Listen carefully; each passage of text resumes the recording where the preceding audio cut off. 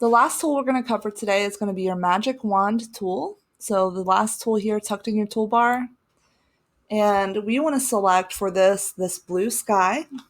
So how the magic wand works is when you click, yours might look a little different. When you click on a pixel, how the magic wand works is it selects other pixels around it that are the similar color and value. So if I look up here on my options panel, you're going to see a tolerance level. If I turn this tolerance level up to 50 and I redo my click, notice how, as the tolerance suggests, it's less tolerant. So it's going to select more pixels at a time. It's going to be really hard to figure out what is the magic number or sweet spot to set the tolerance at. So I could try 100 and it still is not quite. I typically like to keep it around 32. That's, I think, the Photoshop's default. So to keep adding to the selection, because it's almost impossible to get it all in one swing, is you have to hold down your shift key. And we've been talking about this for all your selection tools: shift adds, alt subtracts.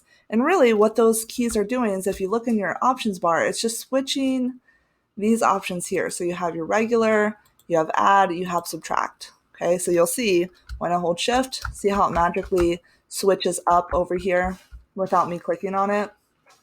So this is the default here, so I'm going to keep it there, and because I like hitting shift to add and alt to subtract.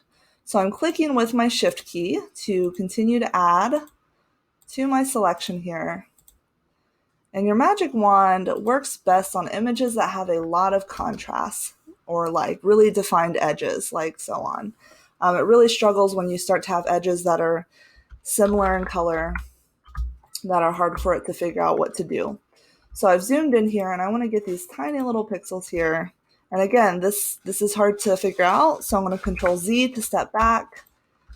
And I might actually lower my tolerance for a minute to 10 and try to get like these little areas here, like that. Just going to zoom out. And that looks pretty good. Down here, I'm not going to get that because that's part of the ocean. I just want to change the sky. So this looks good. So I'm going to go ahead and go up to Image, Adjustments, Hue Saturation, and go ahead and change the color, something different. I'm going to make mine maybe like a sunset. I might desaturate it a little bit, so it's not too intense. Okay, hit OK. And then when you're completely done, you can just click to get rid of your selection, and you're ready to save and turn it in.